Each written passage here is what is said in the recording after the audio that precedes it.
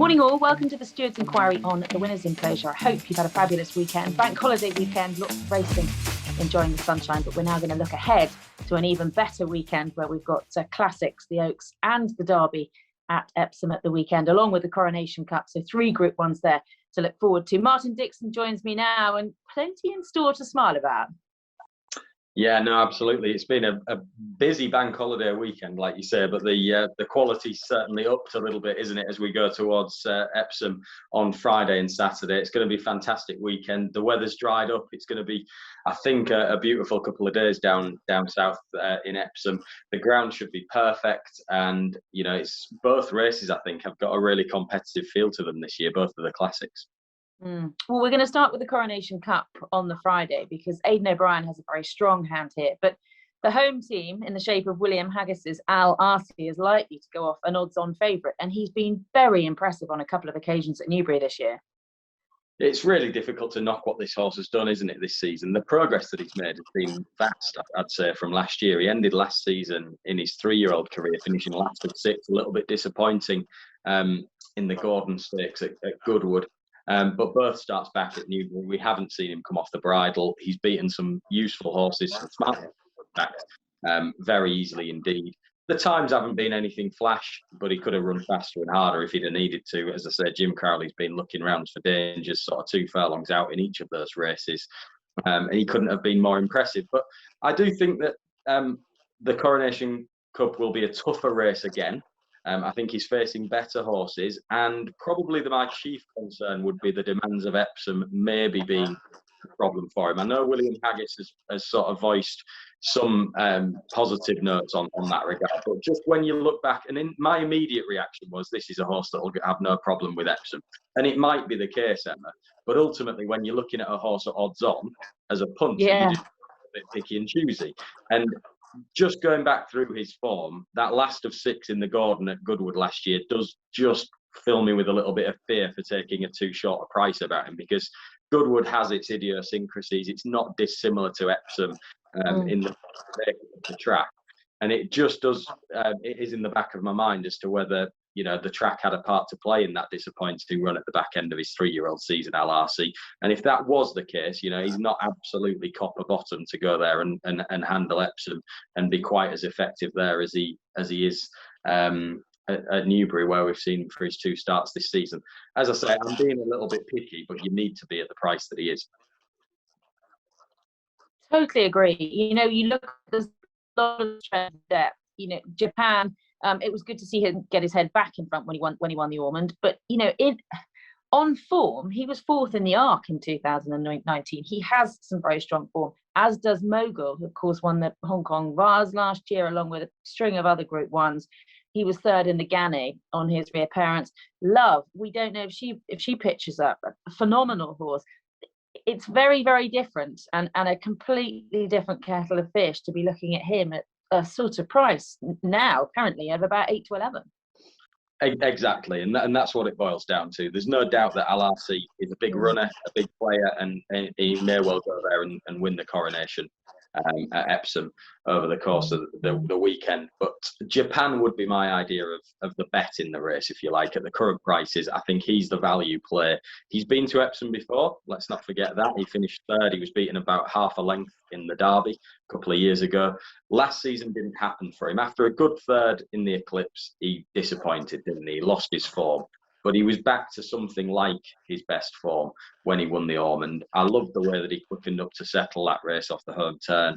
I think he'll probably be better coming back to 1.5 miles, to be honest, in a off a good pace than he was over the extended trip at Chester last time out, when, having put the race to bed, he wasn't doing an awful lot necessarily in the very closing stages, that last 100 yards or so. But no, he looked back to something like his best, the way that he went through that race at Chester anyway.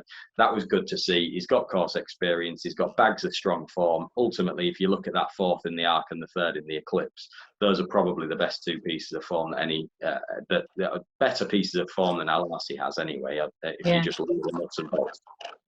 What about the Oaks, which of course is on the same day? And at the moment, if you look at the betting, it's Aidan O'Brien and Aidan O'Brien. He appears to have a strong hand. Santa Barbara likely to be a short price favourite, having finished 4th in the Guineas, and everyone's saying, you know, on pedigree she's going to get further. Anything she does in this race is a bonus. She's not totally nailed on to stay a mile and a half on pedigree, is she?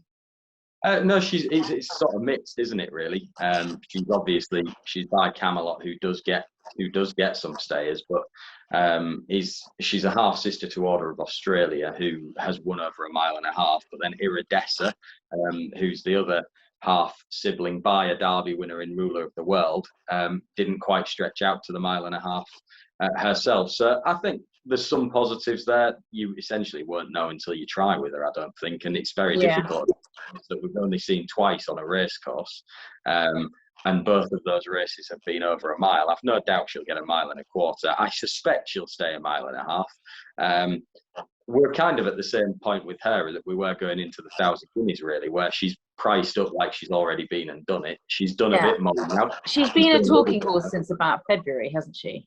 Exactly, and that's still inbuilt to her price, I think, for the Oaks. I can't help but feel that way. You know, she may well jump forward leaps and bounds from Newmarket and be a different filly altogether over the extra trip, but she's priced up like she's already done it, essentially. Like there aren't those queries there. She's taking on some very good fillies in the same way she was at Newmarket. She didn't really handle the dip at Newmarket. I didn't feel she was keeping hanging to her left a little bit, wasn't she, through the last couple of furlongs? If she'd have stayed straight, she might well have won the 1,000 Guineas. You know, such is her obvious talent. There's no doubt about that. But it is a little bit of again, you're talking about a very inexperienced filly going to Epsom for the first time, trying a new trip, doing everything new. And she's going to have to improve her form again if she's going to win the Oaks and justify her position in the market. Okay, so what do you see as her main opposition? Snowfall, we'll start with this one, also trained by Aidan O'Brien. A surprise winner of the Musadora. Going back through her form last year, wasn't an awful lot to write home about, but she seemed to really improve for the step up in trip, didn't she? And she should get a mile and a half. Yeah, she did. I mean, I think she was given a good ride. She was probably left alone a little bit in front in the Musadora. Sectional times back that up, they went quite steady. The finishing speed was quite quick through the last 3 furlongs, and the overall time was nothing flash. So things were in her favour, making all of the running in the Musadora. But she was still very dominant. Nearly 4 lengths she won by. She wasn't stopping at the line. And it was impressive, and it was much improved, certainly, from her 2-year-old season. I've little doubt, the way that she finished off the York race, I've little doubt that she will stay the mile and a half. She's got lots of experience. I fully expect her to run very well. Clearly, there's a feeling in Ballydoyle that Santa Barbara is the superior filly just in terms of her ability, but Snowfall has got that vast experience on her side. And we did see in the 1,000 Guineas how that experience proved to be crucial, didn't we, in a classic? And it may prove to be again. So she'll run well, Snowfall. I actually quite like one of the British trained horses, Zayada, who was beaten in the Cheshire Oaks, but she ran very well. And unlike Snowfall, the run of the race was against Zayada in the Cheshire Oaks. She came from too far back. She finished off fast. The pace wasn't strong enough for her around Chester to win that race, but she shaped very well under the circumstances. And I think that Roger Varian's filly will improve going for the mile and a half. Can you see any of the fillies behind Snowfall, the second and the third, like Tiona, for instance, and the Sir Michael Stout horse? Can you see any of those reversing form with her at Epsom? I mean, Tiona's obviously very classy, isn't she? And she, unlike Snowfall, who had sort of dictated matters to some extent, I think Tiona was disadvantaged by that because she was very lit up in the early part of the race. She just did not settle at all through the first 3 or 4 furlongs of the York race. She made a big sweeping move, a really promising move at the top of the home straight, which was just a bit of a flash of her potential brilliance, I think, Tiona. She's certainly got a big reputation, this filly. But she flattened out, and understandably flattened out, having pulled as hard as she did in the early stages. But everything about her, it's a little bit like Santa Barbara with Tiona. She needs to grow up. She needs to prove that she's that mature filly that can put everything together right now to be good enough to go and win the Oaks. It's no good being that filly in 6 months when we're talking about Epsom on Friday. You know, I saw a little bit too much inexperience, I think, from Tiona to be really positive about her. For all that, I've little doubt at all that she's a potentially top class filly. A quick word, Martin, on Saffron Beach, a filly that I've followed throughout. I loved her as a 2-year-old. She ran such a good race in defeating the Guineas. Do you think she'll stay at 1.5 miles? If she does, she's a huge player. I mean, I've no doubt she'll stay 10, but is this going to be stretching it, do you think? My suspicion is that it'll stretch her, yes. I mean, she's a bit of a mix on pedigree. I don't think she's a guaranteed stayer on pedigree myself. New Bear, the sire, he won a Prix Niel over 1.5 miles, was third in an arc, but I think he was a better horse over 1 mile and 10 furlongs. 10 furlongs was ultimately New Bear's optimum trip. I think a lot of his progeny are going, still early days with him in his stallion career, but I've certainly seen a fair few of them that have got plenty of pace anyway. So I don't think he's a stallion that's like necessarily stamina laden as such.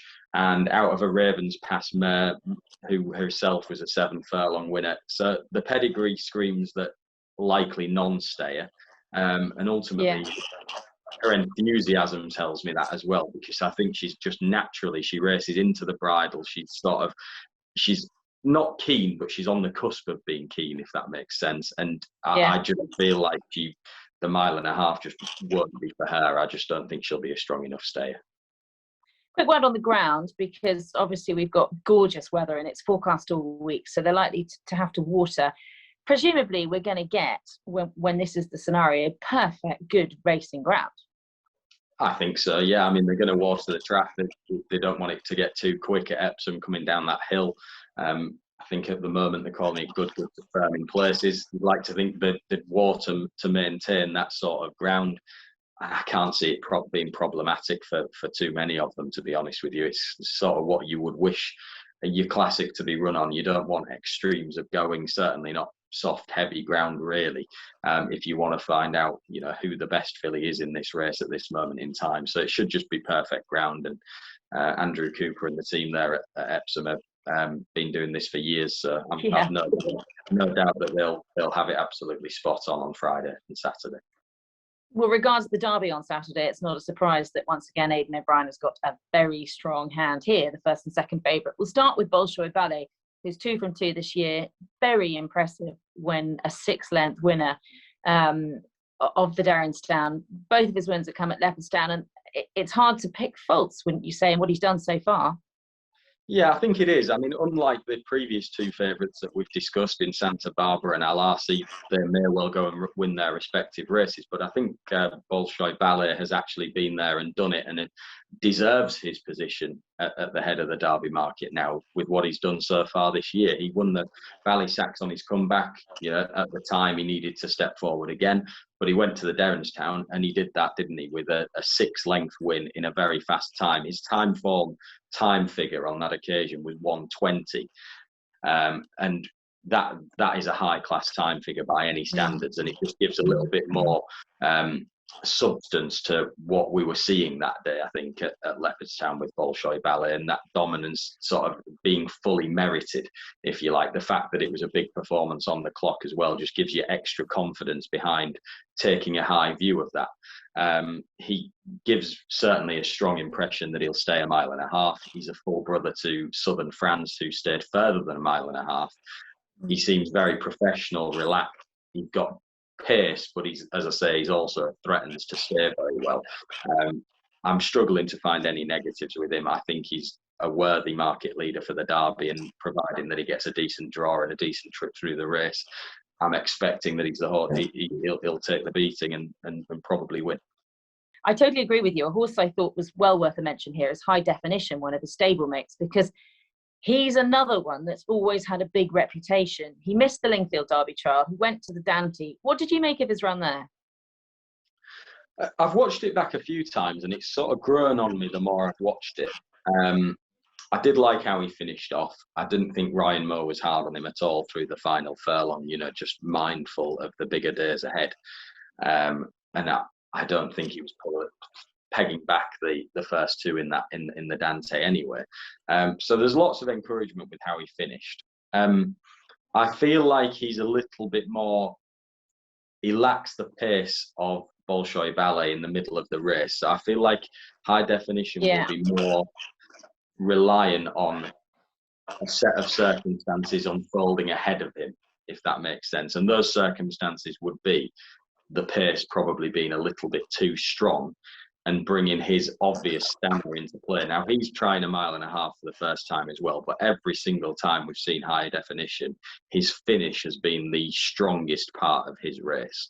So stepping up to 1.5 miles will help him, but it's just whether he's got that quality through the middle section to live with the pace of Bolshoi Ballet. And ultimately, I feel like if the race is evenly run and Bolshoi Ballet gets the right ride and doesn't go too hard too soon, I think he'll see off High Definition, who will be coming at him late, but probably a little bit too late.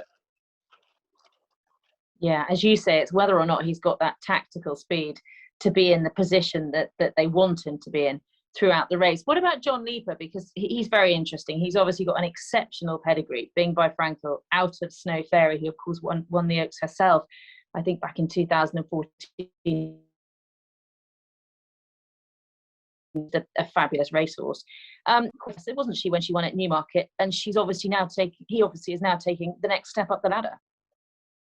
Yeah, that's it. He couldn't have done any more than he's done so far this year. He's won both races that he's been faced with. He's done it impressively. The times are nothing flash. To put into context, I mentioned Bolshoi Ballet's time figure being 1:20. This is with time form. John Leaper's time figure from his win last time out was 67. So the time was pretty modest. But then that can be looked at in two ways, because he was very strong at the end of his race. He was keen enough early. And if it had been a more strongly run race, perhaps his superiority would have been, even more.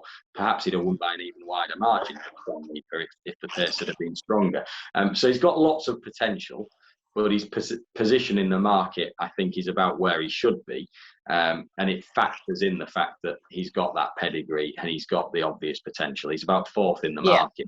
And actually, his form isn't the best form in the race. I think he's got a BHA rating of 106, which gives him £13 to find with McSweeney, £11 to find with Bolshoi Ballet, High Definition, Mohafeth, Hurricane Lane, Lone Eagle, Third Realm. They're all ahead of him.